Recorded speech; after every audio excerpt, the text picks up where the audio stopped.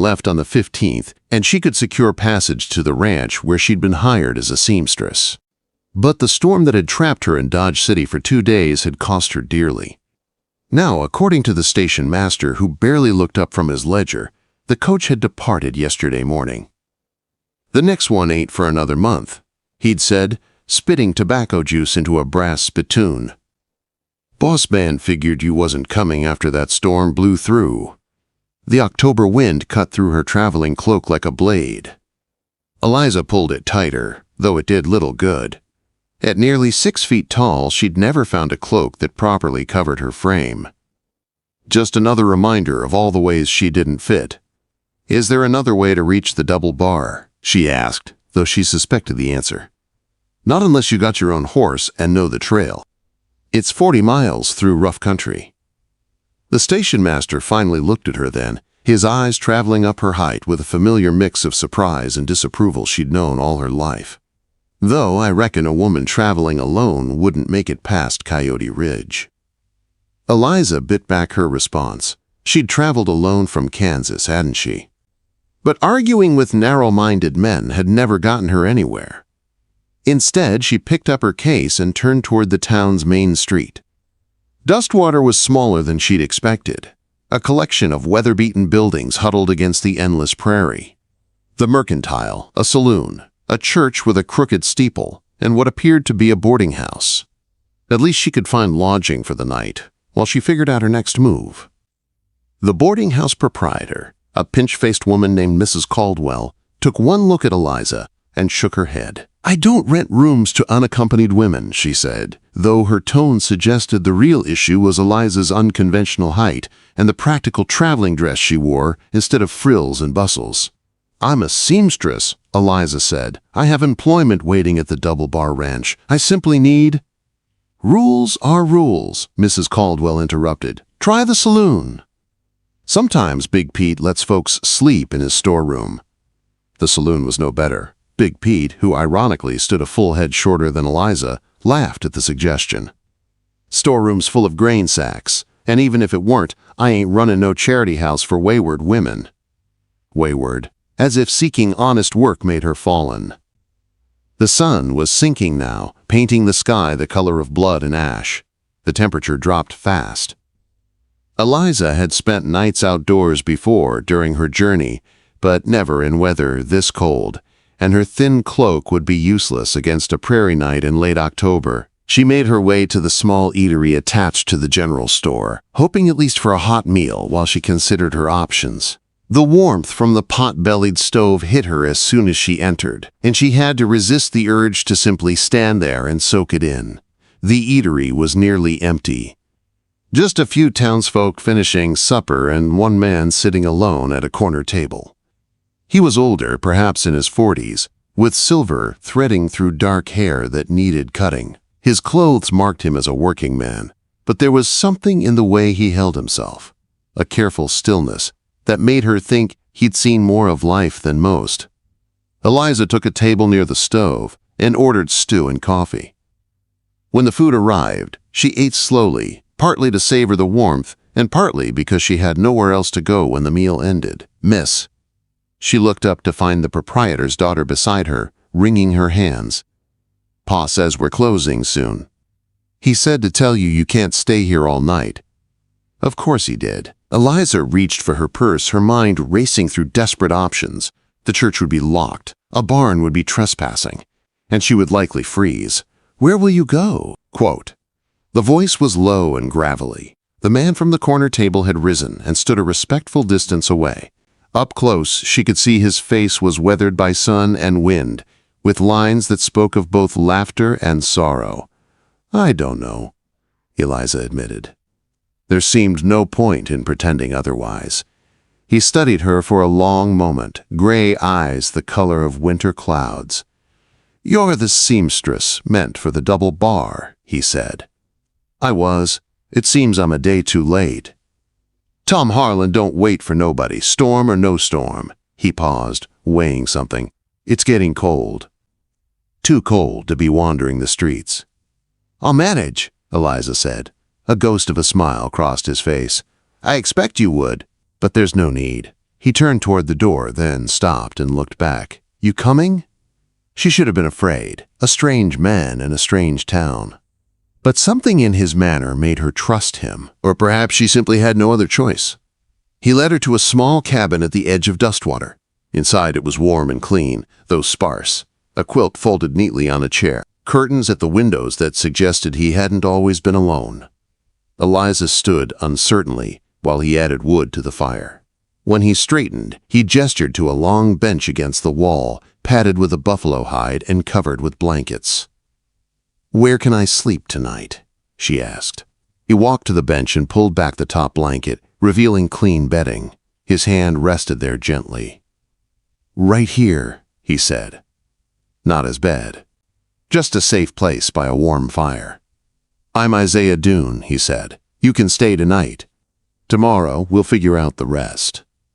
Eliza Monroe nodded, overwhelmed by the simple kindness after a day of rejection. As she settled under the blankets, listening to the crack of the fire, she felt safer than she had in months. And for the first time since leaving Kansas, she didn't feel entirely alone. Eliza woke to the sound of coffee brewing and bacon frying. For a moment she lay still, confused by the unfamiliar ceiling and the steady warmth around her. Then memory returned. The missed stagecoach, the cold streets of Dustwater, Isaiah Dune pulling back the blanket and offering her a place to sleep. She sat up quickly and swung her feet to the floor. The bench had been surprisingly comfortable. She folded the blankets neatly, just as her mother had taught her, then smoothed her dress and stepped into her boots. Through the small window she could see the sky turning pink and gold. Isaiah was already awake, standing at the stove with his back to her, moving with quiet purpose. "Morning," he said without turning. "Coffee's ready if you want it." "Thank you," Eliza replied. She poured herself a cup and wrapped her hands around it. The coffee was strong and bitter, but the heat sank deep into her bones. They ate breakfast in near silence. Bacon, biscuits, and a small jar of preserves that tasted like summer peaches. Isaiah ate slowly, thoughtfully, as if every movement was measured. When they finished, Eliza gathered the dishes. "I'll wash these, it's the least I can do." He nodded and stepped aside. As she worked, she noticed more details about the cabin. Everything was clean and cared for, but there were empty spaces, spots on the walls where pictures had once hung, a rocking chair in the corner that looked untouched for years. This had been a family home once. "About the double bar," Isaiah said after a while, "I could take you part way. I've got an old mule, stubborn thing, but it's still a long ride." "I won't trouble you," Eliza said. "Perhaps someone in town will help." "Nobody will," he said quietly. "Not a woman alone." She didn't argue. She already knew. That morning she walked back into town and spoke with Reverend Murphy's wife. Mrs. Murphy was frail and pale, surrounded by piles of mending she could no longer manage. "Oh, what a blessing," Mrs. Murphy said when Eliza showed her stitching. "When can you start?" "Today, if you like." The pay was modest, but fair. Eliza worked through the afternoon, her hands steady, her mind calmer than it had been in days. When Mrs. Murphy learned where she was staying, her expression changed.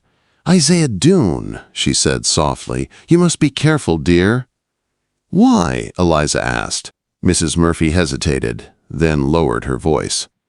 "There was an accident 3 years ago. A wagon went over near Devil's Canyon. A family died." He blamed himself. Eliza felt a tightening in her chest. "That doesn't make him a bad man." "No," Mrs. Murphy agreed. "Just a broken one." That evening, Eliza returned to the cabin to find Isaiah splitting wood behind the house. His movements were strong and precise. He didn't look broken to her, just tired. "How was the work?" he asked. "She hired me," Eliza said, "for as much sewing as I can handle." "Good." She hesitated, then spoke. "Mrs. Murphy told me about the accident." The axe paused, mid-swing. Isaiah lowered it slowly. "We all have ghosts," he said. "Question is whether we let them drive us." He didn't say more, and she didn't press him. Days passed, settling into a quiet rhythm. Eliza worked in town during the day, and returned to the cabin in the evenings. She cooked, mended Isaiah's shirts, and swept the floor. Isaiah repaired fences, tended his small garden, and fixed things around the property that had been neglected for years. They spoke more now, about Kansas, about Dustwater, about nothing important at all. One evening, while Eliza stitched a tear in his work shirt, she told him about the man she'd left behind, Clayton Harper. How he'd tried to shape her into something smaller. How she'd refused. "You were right to leave," Isaiah said simply. Another night, Isaiah spoke of his wife and daughter. How his wife had laughed easily. How his little girl had loved to follow him around the yard. "I stopped living after I lost them," he said. "Didn't see the point." Eliza listened, her heart aching for him. The town noticed their arrangement. Whispers followed Eliza through the mercantile. Looks lingered too long at church. Some sewing work dried up. Others came quietly, women who didn't care what the town said. One afternoon, Isaiah took her into town for supplies. He hadn't been seen much since the accident, and people stared openly as they passed. At the mercantile, the owner's wife asked, "You staying at the boarding house now?" "No," Isaiah said flatly. "She's staying with me." The words fell heavy in the room. That night, Eliza worried she had caused him trouble. "You shouldn't have to face their judgment because of me." Isaiah looked at her across the fire. "I faced worse alone. I don't mind facing this with you." The words settled deep in her chest. Sunday came cold and clear. Eliza dressed carefully and waited. When Isaiah emerged in a clean suit, she caught her breath.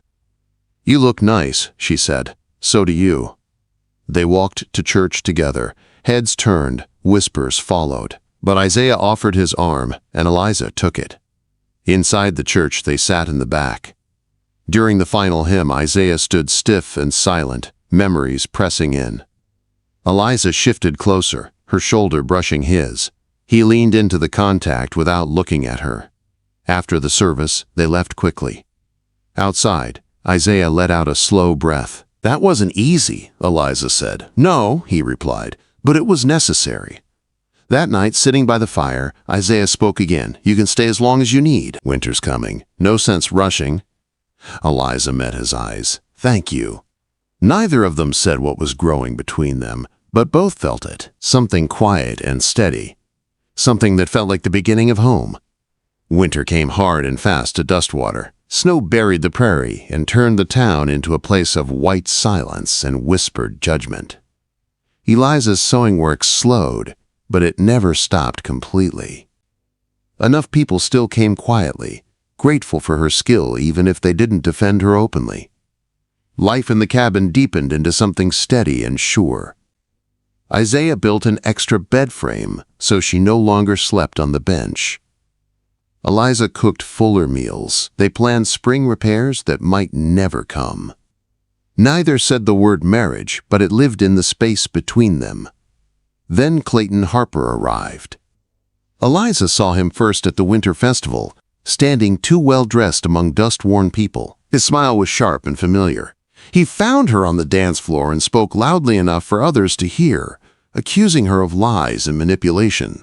The old shame tried to rise in her chest. Isaiah struck him before Eliza could speak. The room froze. Harper fell back, stunned and bleeding. Voices rose in shock, but something unexpected happened. People stepped forward. Not everyone, but enough. Women Eliza had sewn for. Men who had watched Isaiah rebuild himself. Harper left the hall defeated, and the town's silence broke in Eliza's favor. That night, Isaiah admitted the truth. He had fallen in love with her. Afraid. Broken, but certain. "I don't want to lose you," he said. Eliza answered without hesitation. "Then don't." Harper tried one last time. He sent men with railroad offers and threats. He whispered about Eliza's past, about her body, about things meant to wound. Instead, the town stood together. Papers were signed. Accusations were silenced. Isaiah and Eliza married quietly in the church with snow falling outside. A small gathering, honest vows, no spectacle, just two people choosing each other. Then sickness came. Isaiah collapsed in a January blizzard, burning with fever and barely breathing. Eliza fought for him for 8 days. She fed him, cooled him, spoke to him through the worst of it. She told him he was needed, that he was loved, that he had to stay. The fever broke. When Isaiah woke, weak but alive, he looked at her as if seeing the world again for the first time. "You wouldn't let me go," he said. "Never," Eliza replied. Spring followed. The cabin grew. A proper bedroom. A small sewing shop built beside it. Eliza's name painted on the door.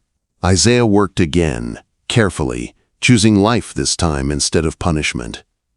People came to them for help. Travelers. Families. A young couple needing a place to start over. Isaiah said yes the way he once had to Eliza. One evening, as the sun dipped low and painted the prairie gold, Eliza stood on the porch beside Isaiah. A stranger asked where she lived. She smiled. "Right here." Isaiah pulled her close and nodded. "Right here." Quote. And in those 2 words lived everything they had survived, everything they had chosen, and everything they had built together.